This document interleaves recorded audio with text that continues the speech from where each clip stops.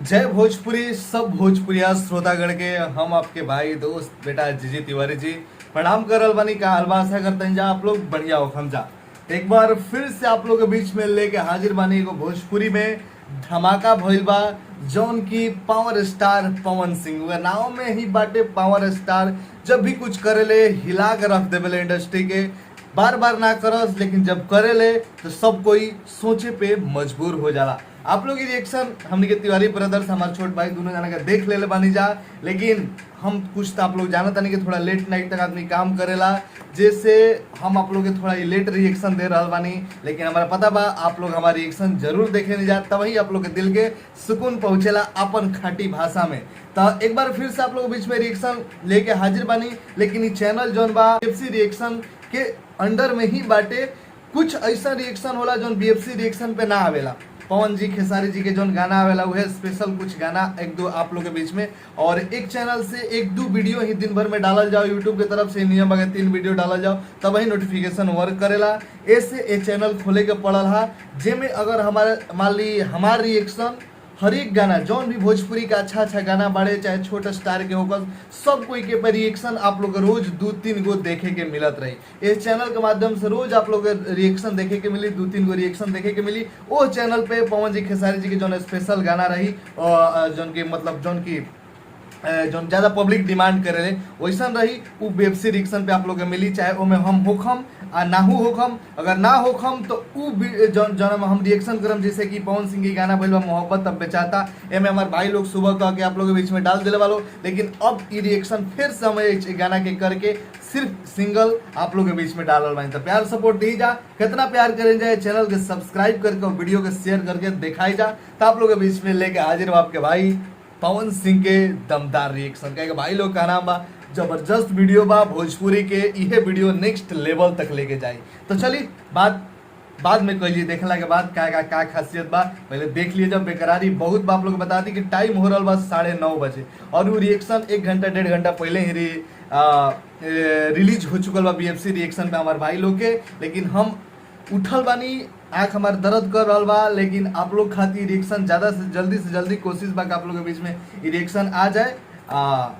हमरो बड़ा बेकरारी बा, कब से कंट्रोल के लिए देखले नहीं की, जबकि वो लोग रिएक्शन कैले वाला ओकर एडिट करके हम डलले बानी, लेकिन देखनी है ना वो लोग रिएक्शन भी ना देखने के कैसन कैले वालो। तो चली इस सब आप लोग के बीच में पहले रिएक्शन कर लेम तब ही कुछ हम करम बैठ के देखम चाहे जौन हो के क्या के प्यार करे नहीं आप लोग से बहुत है। और भोजपुरी में जाए दिन जगह सब कोई के काम से प्यार हो जाई तो दाम आ नाम तो खुदे मिल जाला। अगर काम जब बोले लगेला तो दाम आ नाम पीछे पीछे आवेले। ऐसे हम काम से प्यार करे नहीं, यही से आप लोग के बीच में वो रिएक्शन हो चुका फिर भी करे आ रहा बानी आप लोग खातिर। तो चलिए सपोर्ट आप लोग करम जा, रिएक्शन शुरू कर जाओ। पहले जान लिया जाओ एक बारे में। गाना के पवन सिंह जी कैले बाड़े, काव्या सिंह चौधरी जी एक्टिंग कैले बाड़ी, जबरदस्त लाग रहा बाड़ी देखे खातिर। बेकरारी बाकी कैसन एक्टिंग कैले बाड़ी, आखिर गोली के करा का मर ले बा, अब तक वो सस्पेंस हमारा माइंड में भरल बा, शायद आप लोग देख ले हो समझा। और एमे बाटे छोटू रावत जी म्यूजिक दिले बाड़े, अर्जुन अकेला जी गाना के लिखले बाड़े और स्टोरी डायलॉग धीरेन्द्र जी बाड़े, concept screen play and direction Vibhanshu Tiwari ji. आपके बताइए युवराज के बाद एक गाना के टीजर पे हम रिएक्शन कैले रही तो रिएक्शन पता ना कैसे विभांशु तिवारी जी तक पहुंच गई और हमने के रिएक्शन दे के विभांशु तिवारी जी खुश हो गई और इतना खुश हो गई कि हमारे नंबर एगो बाटे जौन की आप लोग के चैनल पे देखे नहीं जा, वो चैनल पे कॉल करत रहा लेकिन वो नंबर मतलब साइड में रहेला, हम साइलेंट करके रखले रही, कॉल ना उठैनी।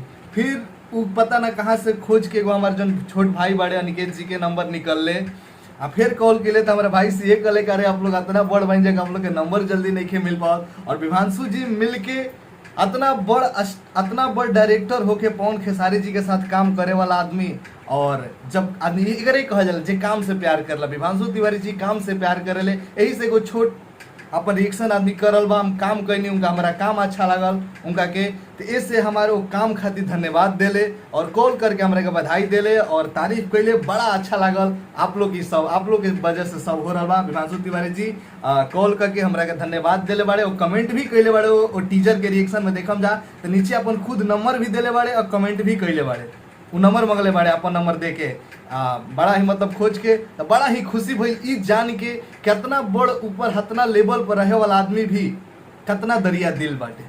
इंसानियत ओकरा अंदर कतना बाटे कि छोट भाई के प्यार आशीर्वाद दिले, सपोर्ट करे के ई विश्वास दिले। तो चली देखल जाओ आखिर विभांशु तिवारी जी का नया लेके आयल बड़े भोजपुरी में। तो शुरू कर जाओ रिएक्शन। सारेगामा कारवां इस तोहफे में है 5000 सुनहरे गाने और कुछ यादें। सारेगामा हम भोजपुरी पंजे काव्या जी। सरपंच जी आज आई कि ना? अगर वो आज ना आई तब भैया ओकरा घरे चल के पंचायत लागी। अरे सरपंच जी रहुआ चिंता बिल्कुल मत करी, पवन मौत के टाल सकेला लेकिन अपने ही भोला चाचा की बात कब्बो नहीं टाल सकत। सही बात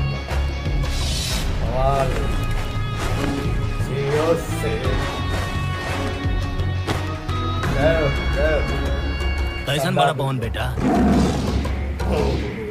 ठीक बनी चाचा। चंचल के भाई के कत्ल ना होके के चाहत रहे। अच्छा गजब स्टोरी ये बात करले पहले ही बाबू। तय भइल रहे कि अब के चुनाव में कोनो खून खराबा ना होई। आपसी दुश्मनी के हम समाप्त करब। ये बात पे हमनी के समझौता भी भइल है। सैल्यूट बा विभांशु जी। चाचा दुश्मनी निभावे के टाइम के कराबा, यहाँ तो मोहब्बत कैले भी जमाना हो गइल बा। दुश्मनी में ही तुमने मेरे भाई को मार दिया, वरना चंचल की जगह आज भैया बैठे होते यहाँ पे। यकीन रख हमरा पे भी और हमरा मोहब्बत पे भी। हम ना मर ले तोरा भाई के। चेहरे पे मासूमियत और पीठ पीछे आग बरसाने में माहिर है तू। गिरगिट की तरह रंग बदलना तो कोई तुमसे सीखे। रंग तो थोरो बदल गइल बा। एगो गाना के पीछे इतना बड़ा स्टोरी सिर्फ सोच के काम हो भैया। प्यार दिखाई ना दिला तोरा आँखी में। भाई मरा है मेरा, लाश देखी है मैंने। लगा तो फिल्म नाम पर दाग चिता के आग से कम ना होला। नाम पे दाग चिता के आग से कम ना होला। क्या लाइन बा? मन तो करता है कि अभी तुम्हें ठोक दूं। तो भैया लोग ये जौन बाटे एकरा के फिर से मिक्स कर रहल बानी नाम के दाग डायलॉग से, क्या के पहले बता दी ऐड आ चुकल बा और ऐड के चलते रुके के पड़ रहल बा। लाश देखी है मैंने।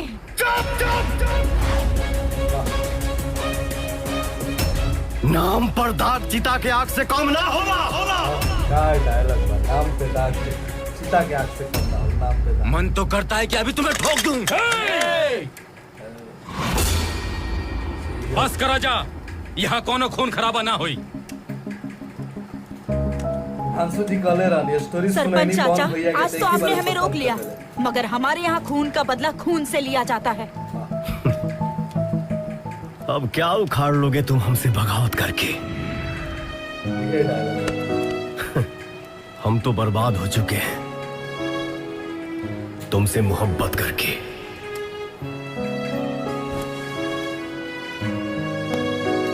चलो सही चाचा। ठीक बा बेटा। इंतजार रही। गजब स्टोरी।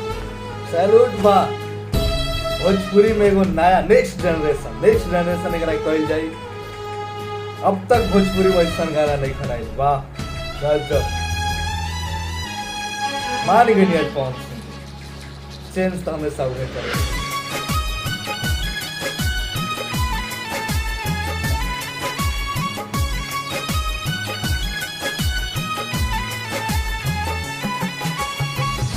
दिल के दर्दिया के दवाइयों ना भेटाता, छोने छोने आई हो दादा जाने अब जाता।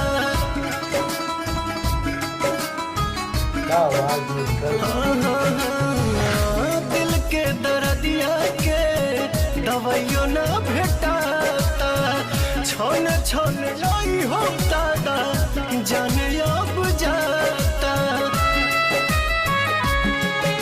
मोहब्बत बेचाता है बाजार में, केहू पिएला जहरिया के करो प्यार में। मोहब्बत बेचाता है बाजार उससे ज्यादा पवन सिंह की आवाज सुने को मन। जहरिया के करो प्यार में। वाह,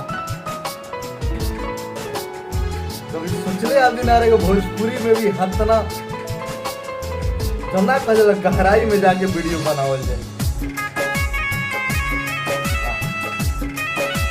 कौन गाड़ी हियो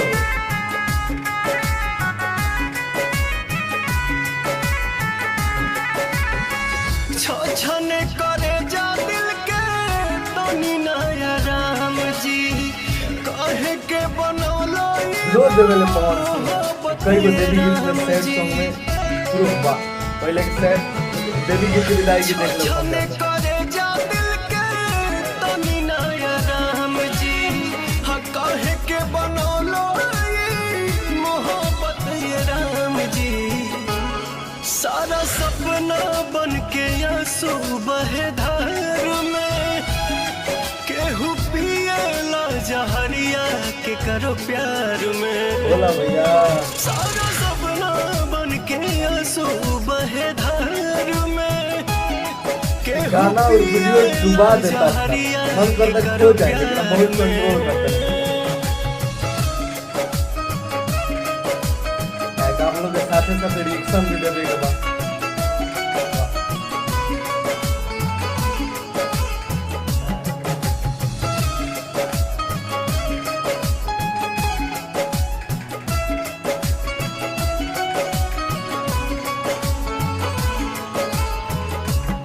मर जाला लोग सचो मिले न करार हो जिंदगी के बगीचा उजड़ आवे न बहार हो। मर जाला लोग सचो मिले न करार हो जिंदगी के बगीचा उजड़ आवे न बहार हो। पवन सोना लागे के सैल्यूट बाय स्क्रीन के केहू पिए रो दिल बड़े आवाज सुनी। जहरिया के करो प्यार में। मोहब्बत अब बेचाता है बाजार में केहू पिए जहरिया के करो प्यार में।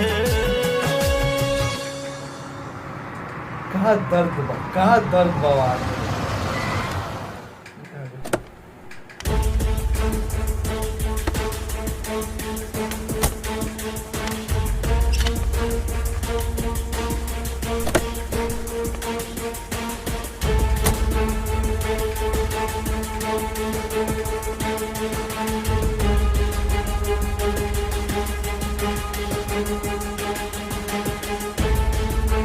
ये कहा जाला प्यार।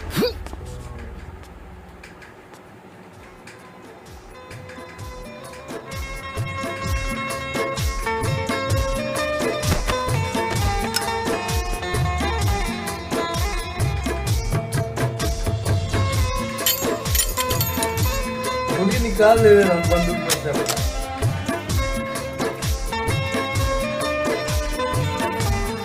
सब बुझा देता है।